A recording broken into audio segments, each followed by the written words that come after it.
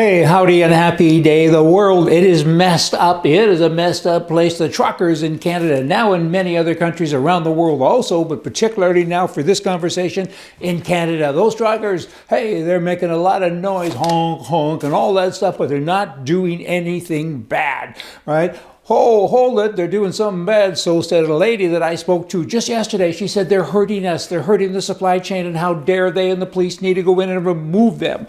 And I said, lady, hold it. I get it. They are disrupting the supply chain. I get it. They're inconveniencing all kinds of people. I get it. However, the government has always screwed you over. They've always done bad things. They've always taken your rights away in Canada.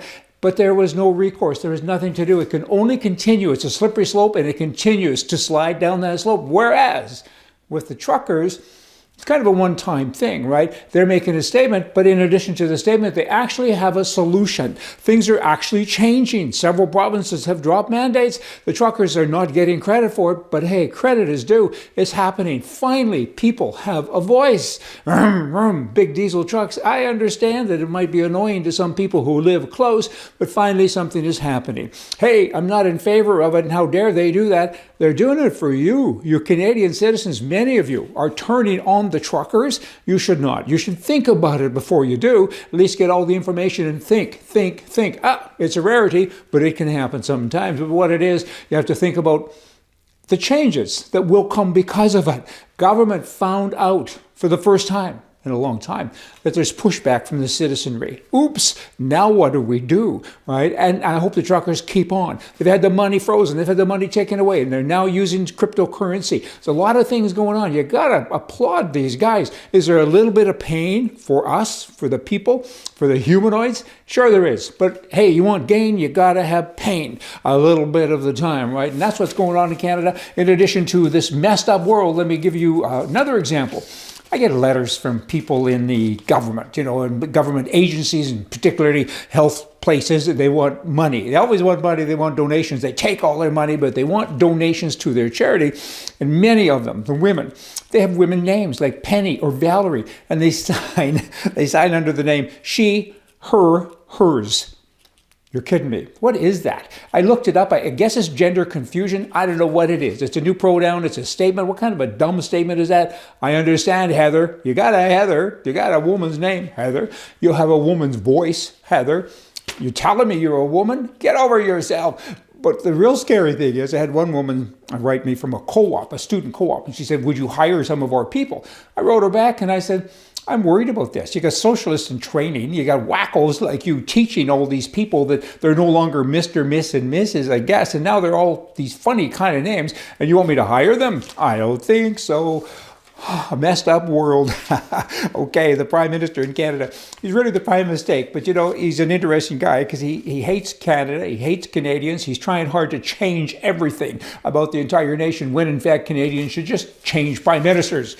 That'd be good. Now, you have the opposition in Canada. This story today is about Canada because the world is now interested in Canada, and you should be. It's an interesting place. It's an interesting thing what's going on there. Alberta, they say we're going to separate. They got the Wild Rose Independence Party. They're pushing forward. It's like Trudeau's the best salesman that they could have ever hired, and Kennedy as well. I move away from a topic. Coming back to topic now, you've got the Conservative Party. They're the official opposition in Canada. And now the leader has stepped down. Thank goodness. Whew, that was nice. And about time. Now you have other people saying, I want to run. You got the Pierre person. And he's a professional politician. He's never had a job. But he does sound okay. Will he stay like that? We don't know. But other ones are saying, I'm interested too. Jean Charest. I mean, he was once the leader, I think, of the PC party, Progressive Conservative. He's also the premier of the province Quebec. In Quebec, they call him prime ministers because of the wordage. He's already halfway there, right? He's thinking about it. But guess what? He's a liberal. He's a way over there as a liberal. And then you have Peter MacKay. He's kind of a semi-liberal too. I think he would be the best of the bunch. Maybe. Pierre is probably the best of the worst. But the point is with this group that's going to run, they all have left-wing things going on. The Conservative Party needs to stand up and say, hey, This is what we are. This is kind of like the transgenders swimming and doing all this stuff. I mean, enough is enough. Stick with what you are, with your label. Conservative means you're a conservative. So why don't you all act like one? And then you have a lady, her name is Tasha Carradine. She's also announced that she's going to take a leave of absence from her work to explore the possibility of running. I did look her up. I was kind of curious. And she's a political commentator. That frightened me right away. I thought of, these media people are all kind of left-wing whacks. She appears not to be. I was kind of taken with her somewhat, where we're reading all of her stuff. I don't know the story, so maybe that's a little premature, but many other people too are looking to run. So we'll see. Now, the one thing about the front runner is Pierre Trudeau. He's trying now to exploit this anger that the Prime Minister is giving about the truckers, right? And he says, I am proud of the truckers, and I stand with them. That's nice. That's a good statement. Kind of goes back to the way I opened the show, talking about we stand for those guys, because at the end, there's an advantage here for all of us.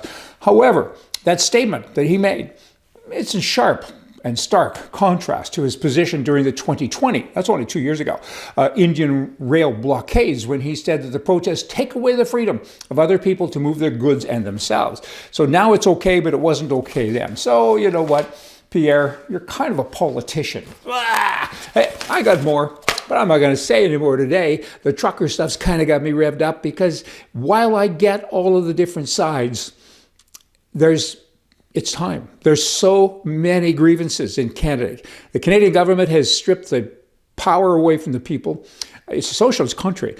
Maybe. It could be worse than that. It's a fascist country. I mean, it's unbelievable. Trudeau, he hates white people. He's given so many rights to other special interest groups. And the taxes are screaming upwards. Property taxes go up 30, 40%. Do people get raises like that? Milk has gone up 15 to 20%. Gasoline is almost $9 a gallon in certain parts of Canada. $9. Get rid of these guys. The truckers, good job. You have to protest. It's an iceberg. They're at the tip with regards to talking about the pandemic. But the pandemic really is about freedom. So when you boil it down and drill down, it's about freedom. So I support them. Hey, see ya.